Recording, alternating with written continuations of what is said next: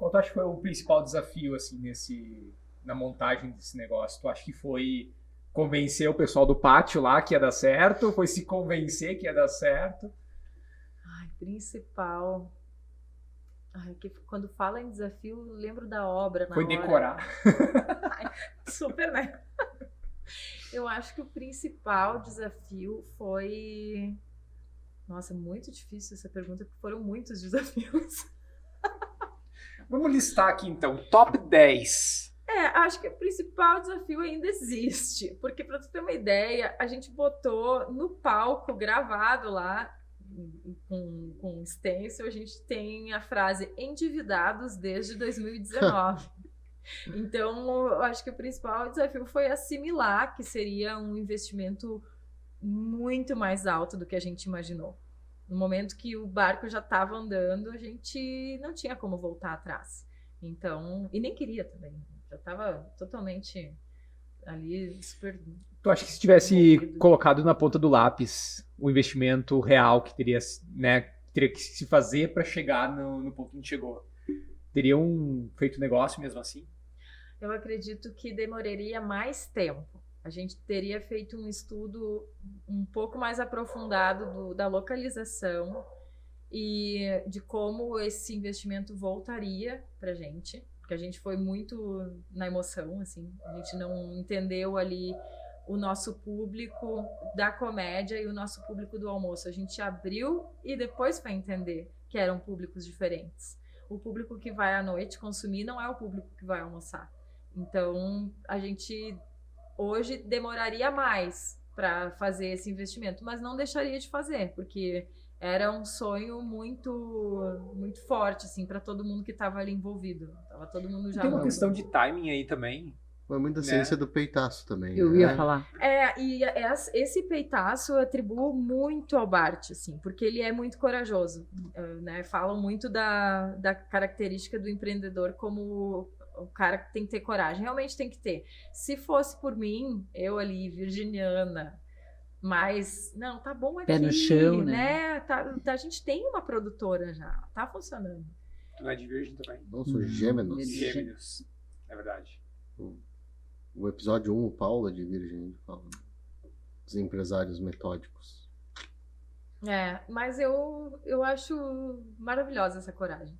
Porque só assim que surgem negócios tão inovadores quanto nós. Não, olha o resultado Quanto que gerou nosso, a quanto cadeira de vocês. praia, né? Exatamente. Quando surgiu o coletivo Yes, né?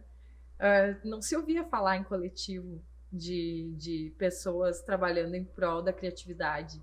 E precisou de muita coragem e precisou de muito mais trabalho que vocês imaginaram, né? Então, se botasse na ponta do lápis... devolva a pergunta, Guilherme. Eu acho que não, porque aqui na mesa eu que pergunto. É que hoje a gente desfruta a nossa região de uma forma geral, né? E por nossa região, não tô falando só de Gramado, Canela, né?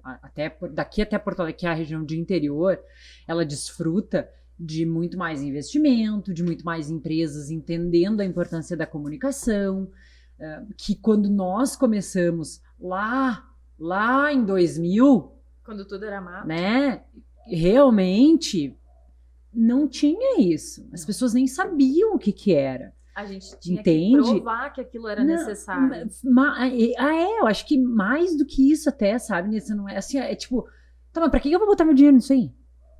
Eu vou ganhar alguma coisa? Eu não vou ganhar. É custo, tu entendeu? Quando a pandemia despontou, assim, eu lembro de ter pensado, nós tínhamos recém saído de uma crise bem grande que pegou aqui muitos empresários na região, né? Uma crise moveleira que, enfim, infelizmente, né, engoliu muitas indústrias daqui, pequenos ateliês, enfim, e a comunicação foi uma das primeiras coisas que foi eliminada, como em muitos outros momentos tinha sido até então.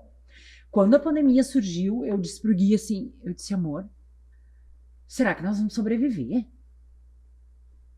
Porque, de uma forma geral, assim, sabe? Quer dizer, porque a comunicação sempre é a primeira coisa que é. E eu pensei, tá, a gente assistia This Is Us, né? Aí a gente fez a prática Ai, como é que é o nome dele? Gui, me ajuda agora. Bah, tu tá apelando Tá, pra eu vou me minha lembrar. memória. Tá, eu vou me lembrar. Tá gravado isso. Tá, eu vou me lembrar. E eles, assim, e ele com a esposa dele, ele tem uma dinâmica, né? Que eles imaginam o pior cenário possível daquela situação. E nós fizemos isso. Qual vai ser o pior cenário dessa situação? Todos os nossos clientes nos deixarem? Não, todos os clientes não vão deixar. Tá, quais clientes podem deixar? Felizmente, nós não tivemos isso. Claro, felizmente. Tem uma série de outras coisas também. Não é só obra divina, e não vou ser leviana de dizer que foi só obra divina, porque a gente trabalha pra caralho. E a gente, né, se doou muito também nesse período. Foi super parceiro, como a gente sempre se colocou. Se reinventou onde era preciso. Exatamente, sabe?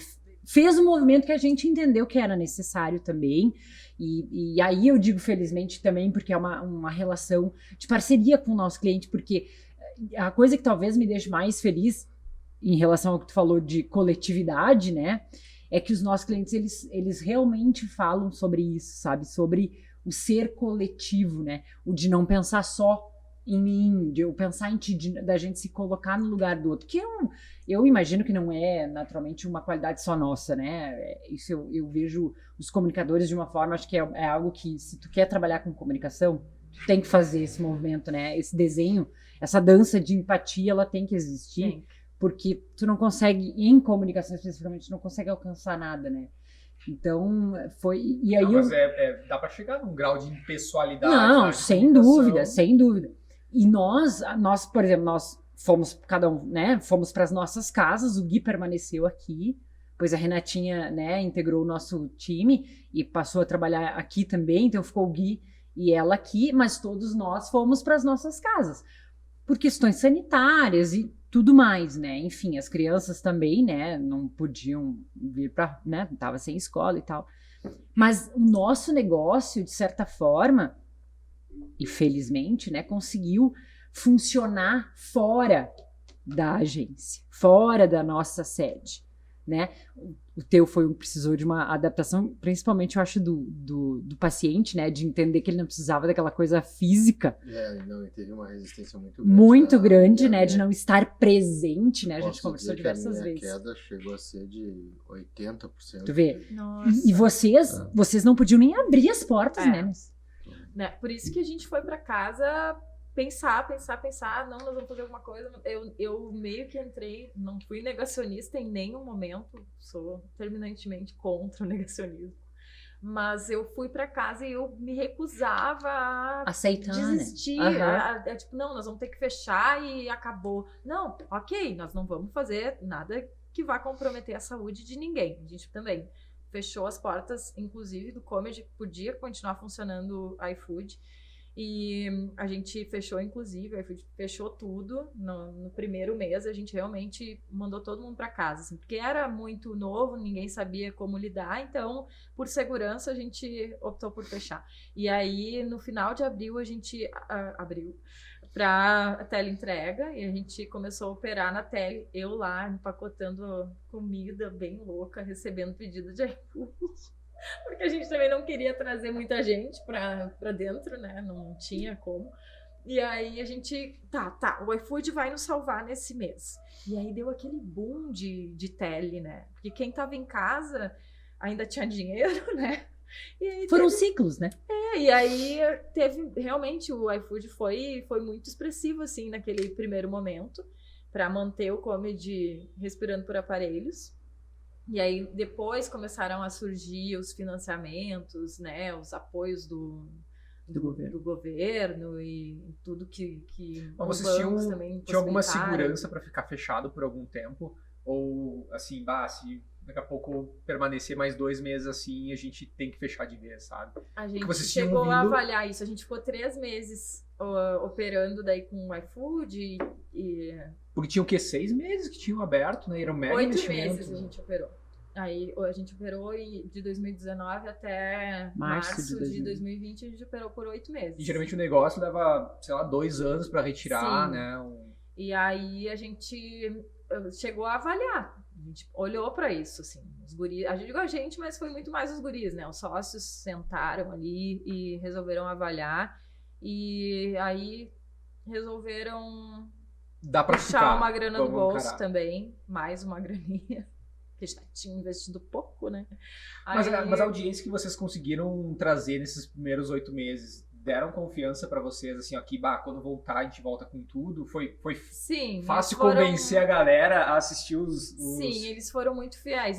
No retorno ali da primeira vez que a gente reabriu foi em setembro de 2020, eu acho. A primeira reabertura que rolou, assim, setembro, outubro de 2020. Aí teve um boom, assim, porque a capacidade era reduzida, né? Então a gente vendia muito rápido os ingressos, a gente ficou super otimista.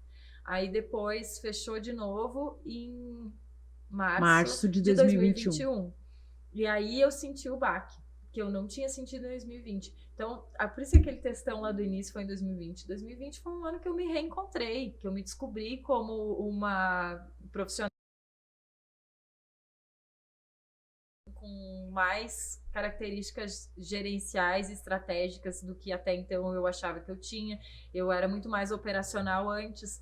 Por manjar dos Paranauê, ao invés de delegar as funções, eu acabava fazendo muita coisa. Então, eu me atropelava muito também. Eu tinha que gerenciar ali a comunicação, mas eu não conseguia, porque às vezes eu estava lá fazendo, ai, foda-se, vou eu mesma fazer aqui que eu consigo e eu não preciso pedir para alguém. E aí, na pandemia, eu me obriguei a fazer outra coisa, né? Porque eu não tinha show para divulgar. Então, o que eu ia fazer com a comunicação do comedy? A gente ficava enchendo linguiça com conteúdo no comedy. Literalmente. Ai, conheço os comediantes que estão em alta, sei lá, na China. A gente ficava trazendo conteúdo, Porra, não tá tão foda que nem aqui. né? A gente ficava ali criando a equipe toda, foi muito parceira. A gente tem uma equipe até hoje com muitos profissionais freelas, né? Eles não são CLT, todo mundo lá, cumprindo horário. A gente tem um formato muito mais aberto desde que a gente abriu, assim. Na verdade, em 2019 até o final do ano ali a gente operou, e daí no início de 2020 a gente mudou esse formato, a gente expandiu, porque eu sou muito contra a hora bunda.